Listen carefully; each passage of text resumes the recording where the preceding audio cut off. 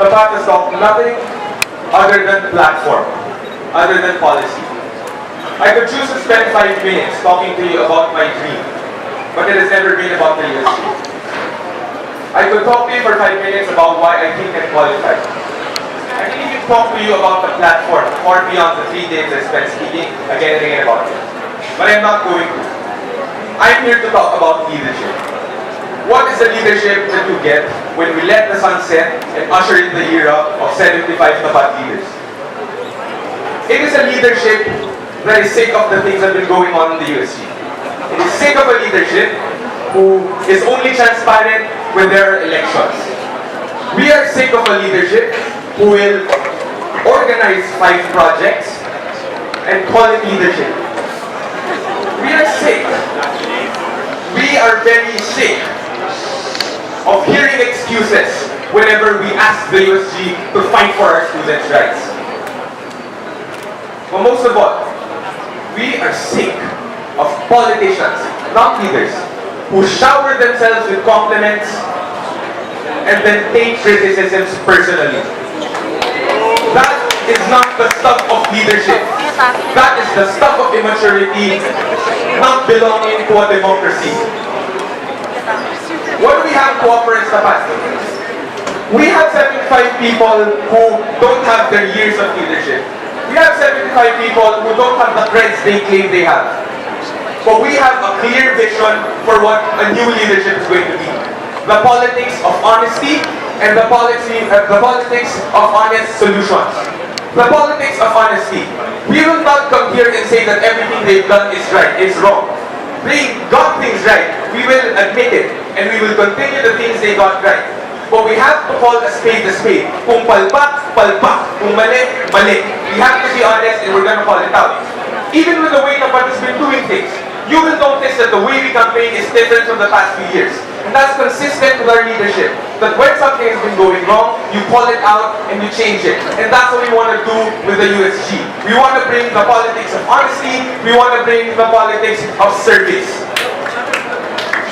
Honestly, I've never wanted to be part of the USG.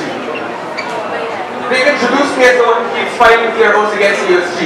And in all of my blogs, I've consistently said that they get things wrong. The biggest question is why on earth did Dizon choose to run? It is not because of personal ambition. It is not because of CV. It is because of a platform. A platform that was carried by 75 brave people. The fire of leadership is alive in the eyes of the people standing here before you. They are people who are willing to risk themselves, who are willing to risk their good standing just to fight for whatever the students want them to fight for. I always tell this to myself, Tapat has 3 priorities. The students, and the students. That is the Tapat of 2016.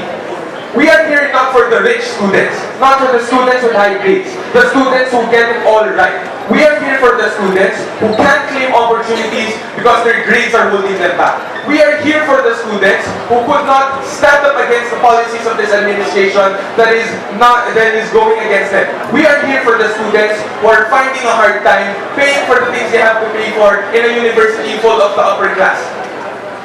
We are a student government for the students that have been left behind. And that is what made me change. Enough with governments that only rest on the number of years that they've been in office. In fact, if we talk about number of years, we've been hearing 4 years, often forgetting that Tapat was entrusted with 21 years of leadership. We have been hearing 8 years. 8 years of whatever position. While forgetting that those 8 years weren't necessarily as good as we wanted it to be. We're here to change things.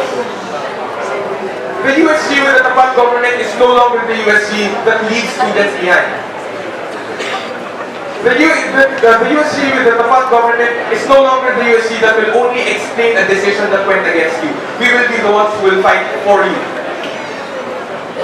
This is a leadership you can only get with Tapat. Now, when we talk of returning to the original purpose of the USG, that is far more than to represent but to serve, there is only one answer. The first is one party with bold solutions and brave leadership. And that is Tapat. Working for one great school, a beautiful school that is inclusive for everyone, a DLSU. And who works for only one thing. Who works to return what we need in order to make every student here feel comfortable. That's what the Tapat will be working for. We will be working for one student body. There could be many promises of leadership. There could be many promises of service. But for these elections, you can only get real leadership, real service, if you vote Tapat as your leaders.